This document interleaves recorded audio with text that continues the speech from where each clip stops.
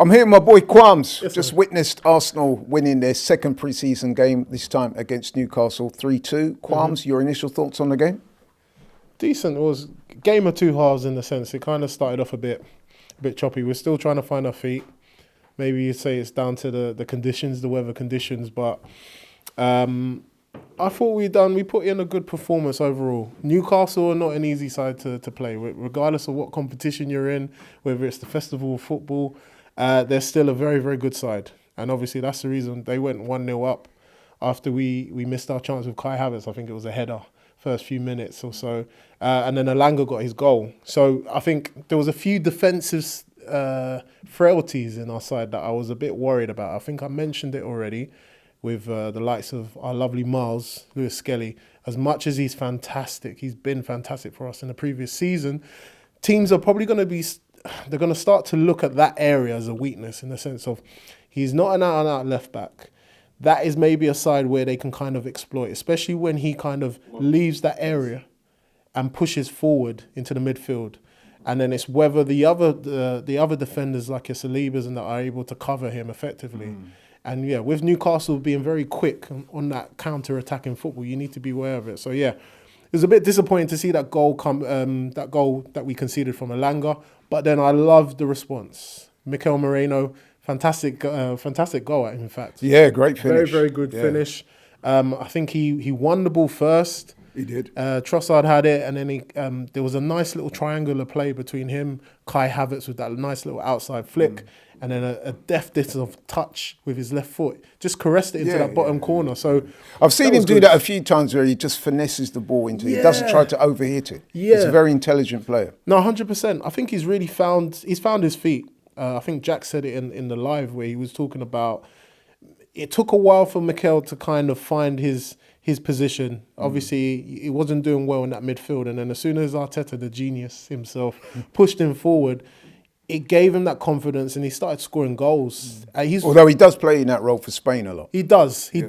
But I'd probably say he's one of our best finishers in the squad as well. In fact, I wouldn't argue with that. Apart from our new signing, Gyökeres. Okay, but we'll talk about him. We'll talk about him in a bit. Actually, let's talk about him, Gyökeres. Yes. So today he was out there. He was. Listen, man, I know I'm made up about the signing. I've spoken to you off camera. I know you 100%. Are too. Why are you so excited about Gyökeres coming to Arsenal? It's been a long time coming, isn't it? It's something that many Arsenal fans worldwide have cried about, and for good reason, because we're watching the games unfold. We're seeing the chances, the umpteen amount of chances that we've had. And it was always, if only we had a striker. If only someone there was in the box and could put it away. Now we've got a proven player who's playing at the top of his game, I'd say, or he's entering the peak of his game. 27 years, some people say he's old, but for me... No, he's in his prime. He's in his prime. And I think when we was kind of tossing and turning between, or to and fro between Sesko and him, it was, we want a finished article or near enough finished article to come into our team and actually solidify ourselves in terms of that finishing aspect. Whereas when you look at Sesko, he still hasn't got to that heights yet. And he probably will, based on, the metrics and the stats and everything like that. But it just feels like he's made for him. He was obviously, we paraded him in Singapore already, where he's wearing the number 14 shirt and he walked across the halfway line or across the pitch clapping. He feels like this is his moment.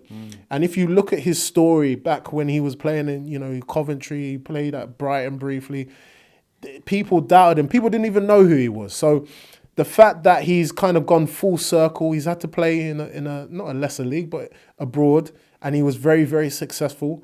And now he's come to the big league. So this is a big test for him, of course. The pressure is on, but I feel like he's ready. I feel he wants to be here. He deserves to be here. And he'll prove it to us and everyone else. I hope you're right. In fact, I'm pretty sure you will be right. I'm as confident as you are going to be. Let's talk about the guy that he will most likely replace up top. Let's be honest. I mean, it's no secret that Gyökeres will lead the line. That means that Havertz, who's leading the line currently, will probably play alongside or play further back, or maybe not start at all. But how do you think he's done in the couple of games you've seen him? Do you think that he's done enough to suggest to the manager that he has options there, or what would you like to see happen? I like to see Arteta be ruthless. I've seen other managers from different teams or our respective rivals be ruthless with strikers. It doesn't matter about what they've done previously for me. It's more or less what you can do the here and now. So as much as Kai has done well for us, 100%, thank you very much, Kai Havertz. There's a man who's supposed to be playing in your position. He's a natural number 9. He can press. He can put pressure on. He's physical. He can run behind. His movement patterns will be a lot more natural compared to Kai. I think Kai's had to obviously adapt it, and he's had to add to his game, which has obviously excelled his game in some senses. But come on, it's chalk and cheese. You know, Havertz is nowhere near an out-and-out striker. He's done well with the injuries, with the suspensions, with Arteta making those internal solutions. But now, if you want to excel, if you want to win titles, you need an out-and-out striker, 100%. So for me, I don't really want to be seeing this whole, oh yeah, Arteta's favouring Kai Havertz still. He wants to give Kai, he feels bad for Kai, he's giving him minutes. No. Give the players what they need. If Gyökeres is not performing, of course, rotate it. But for me, he goes straight in. Would you start him against Tottenham? Gyökeres? In the friendly coming up on Thursday? Yeah. Next Thursday? Why? Look how long we've waited.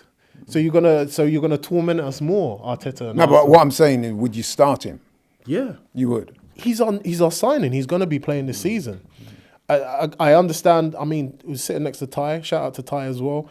And he was mentioning about injuries. You know, we know how vicious some opposition can be. And of course, if you start playing your star outlets in the preseason game, some people might want to get one on him. But for me, he's been around the block. He's not like a little boy or anything like that. He's a grown-ass man who's had to deal with big centre-backs. People that have tried to clamp him, go through him. He's road challenges. So for me, Tottenham is just another one, another chalk, innit? It's just like another line. You ain't got time for this to worry about that. But get him in. You spend that amount of money. You've gone to all of this hassle to bring him in. He's shown you how much he wants to play for this club. I think that's the most important thing. You get a lot of players where it's usually they're and ahhing. Sesko is and ahhing. You've got a man who said, I want Arsenal and Arsenal only.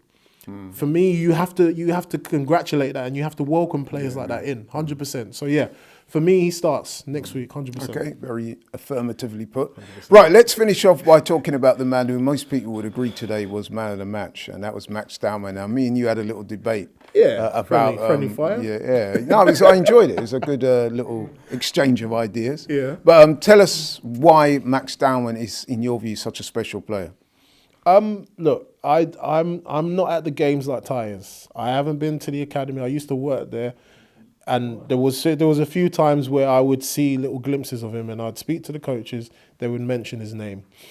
I've got friends and people that are involved in the footballing world, and they all kind of say the same thing. And it's now that you're seeing it in the flesh, or you're seeing it on TV now where he's playing. His stature is different, yes. I think it's his confidence.